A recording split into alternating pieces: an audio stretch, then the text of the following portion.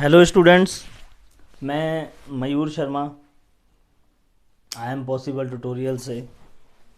तो हम लोग आज से अकाउंट्स का 11th क्लास का स्टार्टिंग से फुल रिवीजन करेंगे और इसमें हर एक चीज़ कवर होगी, कोई भी चीज़ नहीं छोड़ी जाएगी। और हम इधर उधर की बातें करने से अच्छा है कि सीधा सिलेबस पे मूव ऑन करते हैं।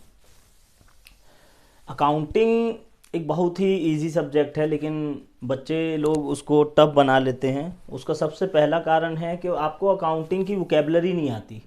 वोकेबलरी मतलब आपको जैसे कि मीनिंग्स आने चाहिए। अब अकाउंटिंग यानी कॉमर्स में आप जा रहे हो, ठीक है। और ये वीडियो, हाँ, वन मोर थिंग, ये वीडियो यूट्यूब पे भी आएगा और ये सारे ही बच्चों के लिए है। मतलब क्लास 11th के अगर कोई बेसिक से सीखना चाहता हो, बेसिक से सीखना बहुत ज़रूरी है, तो वो भी इसको सीख सकते हैं।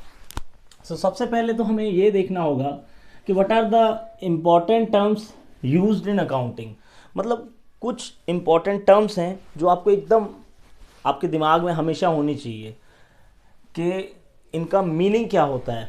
बुक्स में अलग अलग बुक्स आप कोई भी यूज़ कर सकते हो, बुक्स का मुझे कोई वो नहीं है, आप कोई भी बुक्स यूज़ करो। मेरे स्टूडेंट्स जो देख रहे होंगे वो तो टी.एस. गरेवाल की बुक्स यूज़ करते हैं, तो बाकी आप डी.के. गोयल कोई भी बुक्स यूज़ करो, I have nothing problem with that. पर जो भी मैं समझा रहा हूँ वो आपको बस पता होना चाहिए। जैसे ये पंखा है, आपको पता है कि पंखा क्या है, बचपन से देख रहे हो, इसलिए बस पंखे का मीनिंग आपके दिमाग में छपा होना चाहिए। फिर उसके बारे में आप कुछ भी लिख सकते हो कि पंखा क्या है, पंखे की कैरेक्टरिस्टिक्स क्या हैं, what are the benefits of fan and what are the limitations of fan. तो आपको पहले चीज़ों को जानना ज़रूरी है। तो सबसे पहले हम स्टार्ट करते हैं from our important terms used in accounting. Accounting में बहुत इंपॉर्टेंट टर्म्स हैं यूज़ होती हैं। तो उसमें सबसे पहला हम ले लेते हैं कि भाई अकाउंटिंग होती क्या है। सर, अकाउंटिंग क्या होती है? डेली बिजनेस ट्रांजैक्शंस को रिकॉर्ड करना in books of accounts. To record daily business transactions in books of accounts. अब मैं इसकी जगह ये भी लिख सकता हूं फाइनेंशियल ट्रांजैक्शन। तो इसका मतलब ये है कि जो हमारे बिजनेस में होने वाली, जैसे घर में मम्मी पापा रिकॉर्ड करते हैं ना, अपनी डायरी में लिख के रखते हैं खर्चा कितना हुआ, कितना पैसा आया, कितना गया। तो वैसे अकाउंटिंग भी बस वही है और कुछ नहीं है। डेली बिजनेस में जो भी ट्रांजैक्शंस होती हैं, जैसे हम परचेज़ करते हैं, गुड्स खरीदते हैं, गुड्स बेचते हैं, खर्चे होते हैं बिजनेस में, एसेट्स को खरीदते हैं, बहुत सारे खर्चे होते हैं। डेली बिजनेस ट्रांजैक्शंस को फाइनेंशियल ट्रांजैक्शन, जो कि कौन सी होंगी? फाइनेंशियल मतलब पैसे में जो मेजरेबल हों, that can be measured in terms of money, उनको रिकॉर्ड करना बुक्स ऑफ अकाउंट्स में, बस यही अकाउंटिंग है। बाकी बहुत सारा डेफिनेशन में ये होता है, जर्नलाइजिंग, समराइजिंग, ठीक है ना। उसको ये सब डेफिनेशन में आप मत जाओ, सिंपल आपको पता होना चाहिए अकाउंटिंग का मतलब क्या है। अकाउंटिंग मीन्स रिकॉर्ड करना डेली बिजनेस ट्रांजैक्शंस को in the books of accounts on daily basis, ठीक है। अब दूसरा, सर यहीं से एक शब्द निकल के आया फाइनेंशियल ट्रांजैक्शंस, तो अपन यहीं देखते हैं बिजनेस ट्रांजैक्शंस। मतलब एक और आपका वर्ड वोकेबलरी में जुड़ने के लिए आया है, वो क्या है? बिजनेस ट्रांजैक्शन क्या होती है? बिजनेस ट्रांजैक्शन, पहली बात तो जो हमारे बिजनेस में हो रही है, पड़ोसी के बिजनेस में जो ट्रांजैक्शन हो रही है उससे हमें मतलब नहीं है, हमारे बिजनेस में होना चाहिए। दूसरा, उसको मनी के टर्म्स में मेजरेबल होना चाहिए। मनी में मतलब कि भाई पैसे में, that can be measured in terms of money, उसी को हम क्या कहेंगे? Business transactions. और बिजनेस ट्रांजैक्शंस क्या होती है? जैसे परचेज करना, सेल करना, खर्चों को करना, इनकम कमाना, एसेट्स को खरीदना, ये सारे क्या चीज़ हैं? Business transactions. तो क्या आपको समझ में आया बिजनेस ट्रांजैक्शंस क्या होती हैं? जो बिजनेस में होने वाली ट्रांजैक्शंस हैं, रोज़मर्रा में जो बहुत सारी ट्रांजैक्शंस होती हैं बिजनेस में, उसी को हम क्या बोलते हैं? बिजनेस की ट्रांजैक्शंस। अब हम इसके बाद तीन चीज़ों को एक ही साथ सीखेंगे, तीन मीनिंग्स को सीखेंगे, फिर मैं लिखूंगा। देखिए आप अपनी बुक्स कोई भी प्रेफर करो, वहाँ पे आपको दूसरा चैप्टर मिल जाएगा जहाँ पे अकाउंटिंग, बिजनेस ट्रांजैक्शन, छोटे छोटे वर्ड्स सभी आपको मिल जाएंगे कि कहाँ पे क्या यूज़ होना है। पर मैं अपने हिसाब से ही करा रहा हूँ कि जो मुझे इंपॉर्टेंट टर्म्स लगती हैं उनको मैं यहाँ पे आपको समझा दूँगा। उसके बाद आपको जहाँ से उसको याद करना है आप उसको याद कर सकते हो। अब हम चलते हैं आगे। अभी हम एक ही ग्राफ बनाएंगे, उससे हम 3 चीज़ें सीखेंगे। ये मेरे एग्जांपल्स में जब भी मैं ऐसा कोई सर्कल बनाऊंगा वो आपके लिए क्या होगा, एक बिजनेस। ठीक है, अब बिजनेस होता है, बिजनेस में एक मालिक होता है। मालिक क्या करता है बिजनेस में, पैसा इन्वेस्ट करता है। मालिक क्या करता है बिजनेस में, पैसा इन्वेस्ट करता है। जो मनी मालिक बिजनेस में इन्वेस्ट करता है, अब मनी की जगह जरूरी नहीं है कि मनी ही हो, कुछ एसेट भी हो सकता है। मैंने अपना बिजनेस खोला, मैंने एसेट को इन्वेस्ट कर दिया, मेरे पास स्टॉक पड़ा था, मेरे पास सोफ़ा पड़ा था, मेरे पास एसी पड़ा था, मैंने अपने बिजनेस में इन्वेस्ट कर दिया। तो मनी या मनी वर्थ कोई भी चीज़ अगर आप इन्वेस्ट करते हो इन बिजनेस, अगर बिजनेस में आप, ये आपका क्या है जो मैंने सर्कल बनाया, ये क्या है, बिजनेस। तो बिजनेस में आप कुछ भी इन्वेस्ट करते हो, अपना पैसा, अपने एसेट, गुड्स, कुछ भी वटेवर, तो उसको हम क्या बोलते हैं, कैपिटल। उसको हम क्या बोलते हैं बच्चे, कैपिटल।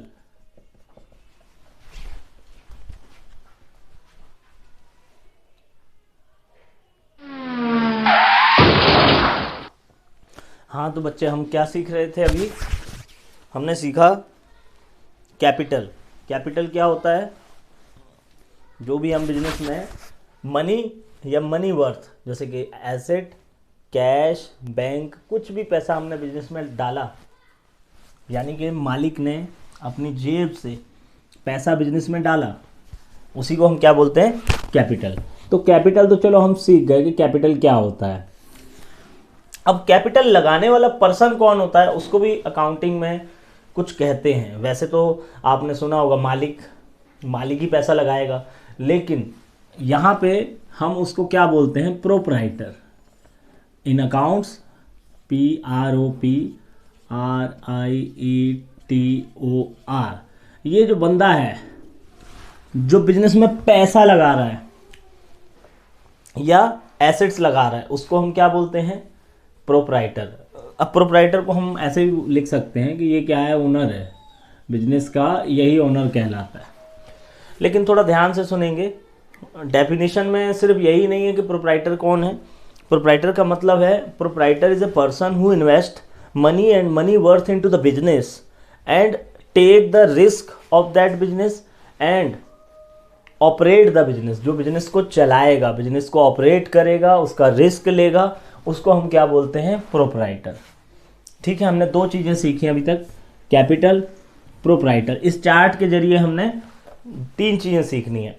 एक चीज़ और, अब कई बार क्या होता है, बिजनेस से हम अपना ही बिजनेस करता है मालिक, प्रोप्राइटर। तो अगर मेरा खुद का मोबाइल का शॉप है तो मैं दूसरी मोबाइल की दुकान से तो मोबाइल लूँगा नहीं, खुद ही की मोबाइल की दुकान से अपने लिए मोबाइल लूँगा। तो कई बार बिजनेस से मालिक पैसा निकाल के ले जाता है, या गुड्स, जिस चीज़ का वो बेच रहा है उसको निकाल के ले जाता है, तो उसको बोलते हैं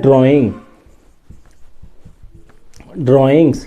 जब भी बिजनेस से, फिर से देखना, बिजनेस से मालिक अपने पर्सनल यूज़ के लिए लेके चला जाए कुछ भी, पैसा, गुड्स, एसेट, उसको हम क्या बोलते हैं, ड्राइंग। फिर से मैं एक सम अप करता हूँ। अभी हमने 3 पॉइंट समझे। 3 पॉइंट क्या थे, एक कैपिटल, एक ड्राइंग, एक प्रोप्राइटर। ये तीनों आपस में कनेक्टेड हैं। तो एक ही चार्ट में समझ में भी आ गया होगा इजीली आपको। देखो मालिक, मान लो मैं बिजनेस का, इस बिजनेस का मालिक कौन, मैं बिजनेस में पैसा लगा रहा हूँ, मैं एसेट लगा रहा हूँ, मैं गुड्स लगा रहा हूँ बिजनेस में। तो जो भी मैंने बिजनेस में इन्वेस्ट किया, money and money worth is called capital. अब वो बिजनेस के हिसाब से क्या कहलाएगी कि इतनी कैपिटल मेरी बिजनेस में लगी है। और मैं खुद हूँ क्या, मैं क्या हूँ खुद, मैं बिजनेस का मालिक हूँ, यानी कि मुझे क्या बोलते हैं, प्रोप्राइटर। अकाउंट्स में क्या बोलेंगे, proprietor is a person who invest money into the business and who takes risk of the business and operate the business. ठीक है, उसके बाद कभी कभी हो सकता है कि मैं बिजनेस से कुछ पैसा अपने लिए निकाल के ले जाऊँ, अपने लिए निकाल के ले आते हैं कई बार हम पैसा, या कई बार गुड्स, हमारी मोबाइल की शॉप है तो मोबाइल हम खुद के लिए बाजार से थोड़ा ना लाएंगे, तो खुद दुकान से ही ले लेंगे, तो उसको भी हम क्या बोलते हैं, ड्राइंग। अब ड्राइंग क्यों, हम ड्राइंग का एक अलग से अच्छे से हम रिकॉर्ड करके चलते हैं, लेकिन अभी हम उसमें नहीं जाएंगे कि ड्राइंग की एंट्री क्या होगी, ड्राइंग क्या, अभी बस इतना पता होना चाहिए कि ड्राइंग है क्या। ड्राइंग का मतलब जब भी मालिक अपने पर्सनल यूज़, ये ध्यान रखना, पर्सनल यूज़ के लिए निकाल के लेके जाता है तो उसको हम क्या बोलते हैं, ड्राइंग बोलते हैं बिजनेस में।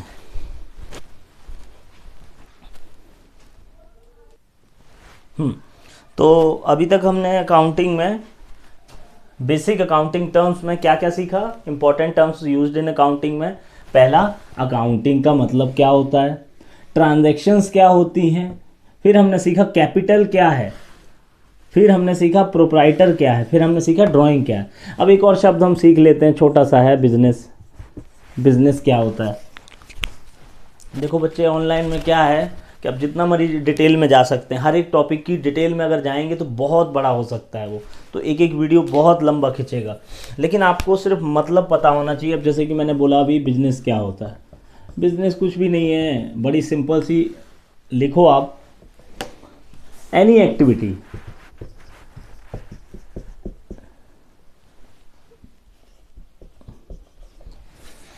एनी एक्टिविटी जो भी हम प्रॉफिट कमाने के मोटिव से करते हैं, मतलब any activity which is done to earn, any activity which is done to from the motive, इसका मोटिव क्या है, टू अर्न प्रॉफिट। आपको डिटेल में देखना हो आप अपनी बुक्स में देखिए, ठीक है। अभी तक हमने कितना, ये 6 पॉइंट कर रहे हैं हम। 6 पॉइंट में हमने देखा कि बिजनेस क्या है। बिजनेस का मतलब है कोई भी एक्टिविटी, चाहे आप मतलब ठेला लगाओ, चाहे आप शॉप खोलो, चाहे मोबाइल की शॉप हो, चाहे किराने की दुकान हो, चाहे बड़ी बड़ी कंपनी हो, पर कोई भी एक्टिविटी वो करता क्यों है, प्रॉफिट कमाने के लिए। तो any activity which is done with the motive of earning profit is called business, simple. फिर उसके बाद हम एक 7th पॉइंट में जाते हैं। 7th पॉइंट क्या है, मैं इसको मिटा ही देता हूँ, रफ करके ही लिखते हैं यहाँ। अगला हम पॉइंट में जाते हैं, उसको बोलते हैं कि लायबिलिटीज। बिजनेस में लायबिलिटी, वैसे तो सब जानते होंगे लायबिलिटी क्या होता है। लायबिलिटी का मतलब होता है अवर ऑब्लिगेशन, हमारा दायित्व, something in return to give. तो हम सिंपली देखते हैं कि लायबिलिटी क्या होता है।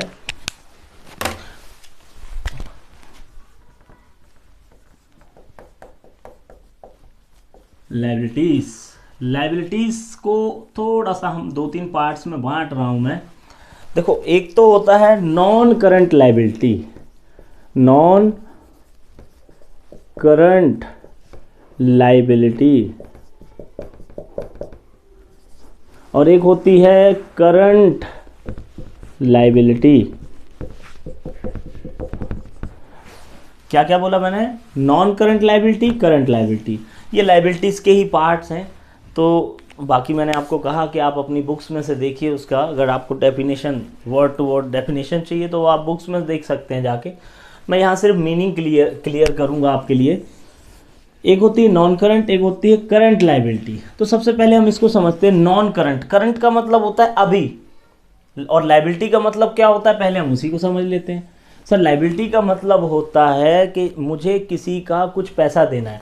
हमने हमेशा बिजनेस के हिसाब से सोचना है, क्योंकि हम अकाउंटिंग बिजनेस की करते हैं, तो बिजनेस की अकाउंटिंग करते हैं तो बिजनेस के हिसाब से सोचो। तो लायबिलिटी क्या है, ऑब्लिगेशन, जो किसी का पैसा देना है बाहर वालों का। जैसे कि हमने किसी से उधार क्रेडिट पे गुड्स परचेज किए तो उसका पैसा देना है, या हमने कुछ एसेट्स परचेज किए वो भी हमने उधारी पे परचेज किए, उसका पैसा देना है। वो सब क्या है, जिनका भी हमें पैसा देना है वो क्या है, हमारी लायबिलिटीज़। अब लायबिलिटीज़ को बिजनेस में 2 टाइप्स में डिफाइन किया हुआ है, नंबर ए, बी। अब ए नंबर में बोलता है नॉन करंट लायबिलिटी। अब करंट क्या होता है, करंट मतलब अभी तुरंत में देना है, मतलब विद इन 12 months, जो भी लाइबिलिटी आपको 12 मंथ्स के अंदर, आने वाले 12 मंथ्स के अंदर पे करनी है, उसी को हम क्या बोलते हैं, करंट लाइबिलिटी, मतलब जो करंट में पे होनी है। और ऐसी लाइबिलिटीज जो बियॉन्ड, मतलब मोर देन, आफ्टर, या फिर बोलेंगे आफ्टर 12 मंथ्स आपको पे करनी है, मोर देन 12 मंथ्स, उसको क्या बोलेंगे हम, नॉन करंट लाइबिलिटी। अब जैसे कि हमने लॉन्ग टर्म लोन लिया, लॉन्ग टर्म लोन, अब लॉन्ग टर्म लोन होगा जो लंबे समय के लिए हुआ, मान लो 2 महीने, मतलब 2 साल, 4 साल, 5 साल, ऐसे हम लोन लेते हैं बिजनेस के लिए। या ऐसी कोई भी लाइबिलिटी, जैसे इसका और एग्जांपल है डिबेंचर्स भी होते हैं, अभी समझा नहीं पाऊंगा डिबेंचर्स क्या होता है,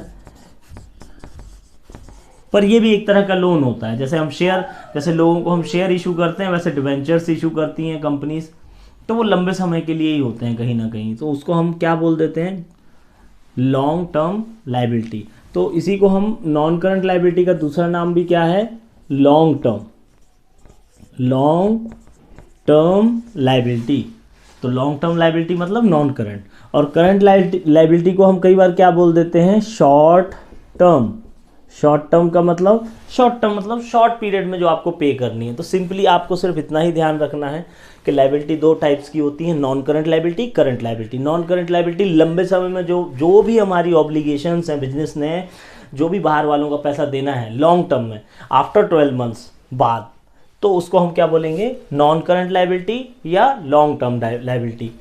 और जो भी पैसा हमें विद इन 12 मंथ्स पे करना है, तो उसको हम क्या बोलेंगे, करंट लाइबिलिटी या शॉर्ट टर्म। वो मैंने नीचे इसीलिए लिख दिया है, which is to be paid in 12 months. ठीक है, अब हम और देखते हैं कि अगर करंट लाइबिलिटी में क्या होता है, बहुत सारे एग्जांपल्स हैं। अभी अगर जो भी बच्चे, जो मेरे स्टूडेंट्स हैं, उनको तो समझ आएगा ही, लेकिन जो नए बच्चे हैं, अगर पहली बार देख रहे हैं, उन्होंने पढ़ा ही नहीं है आगे का, तो कुछ चीज़ें बाद में धीरे धीरे समझ में आएंगी। जैसे क्रेडिटर्स,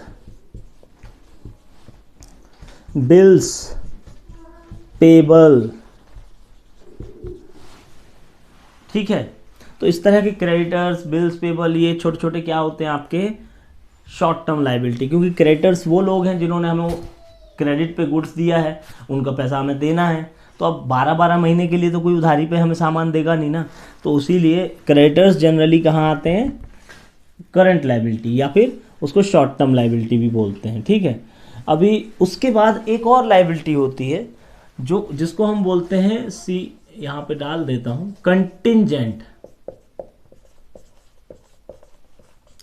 कंटिंजेंट लाइबिलिटी। अब कंटिंजेंट लाइबिलिटी वो है जो कंटिंजेंट है। अब सर कंटिंजेंट का मतलब क्या है, कंटिंजेंट का मतलब होता है कि समथिंग विच मे और मे नॉट बी हैपन, मतलब जो हो भी सकता है, नहीं भी हो सकता है। अब इसका मैं एग्जांपल आपको ऐसे देता हूं, जैसे कि मान लो मैं एक कंपनी हूं, मेरे ऊपर किसी ने केस कर दिया, क्योंकि मैंने गुड्स अच्छे नहीं बेचे उसको, उसने मेरे ऊपर केस कर दिया। ठीक है, अब होता क्या है कि केस चलेगा काफ़ी साल तक। अब केस या तो कंपनी यानी कि मैं जीतूंगा, या जिसने मेरे पर केस किया है वो जीतेगी। अगर तो मैं केस जीत गया तो उस बंदे का मुझे कोई हर्जाना नहीं देना है, क्योंकि वो कंपनसेशन लेगा कि भाई आपकी वजह से मेरा ये नुकसान हो गया, आपका प्रोडक्ट खाने के बाद मुझे ऐसा ऐसा हो गया, बीमार पड़ गया वगैरह वगैरह। वो कोई भी चीज़ के लिए हमारे ऊपर केस डाल सकता है।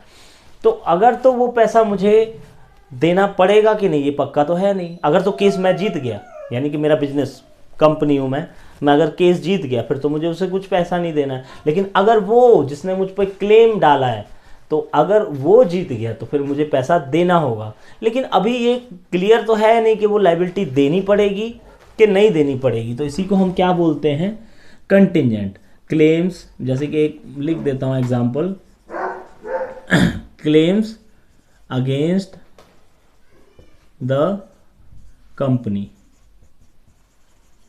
तो ऐसे कभी कभी क्लेम होते हैं जो हमारी कंपनी पे कर दिए जाते हैं। वैसे और भी बहुत सारे एग्जांपल्स हैं कि कंटिजेंट लायबिलिटी क्या होती है, लेकिन अभी स्टार्टिंग में आपको इतना सीखने की ज़रूरत नहीं है। बस इतना ध्यान रखो, लायबिलिटी विच मे और मे नॉट बी पेबल हो भी सकती है या नहीं भी हो सकती है, उसी को हम क्या बोलते हैं, कंटिजेंट लायबिलिटी। तो अब अगर देखें तो हमने और कई पॉइंट्स कर लिए, जैसे कि लाइबिलिटी।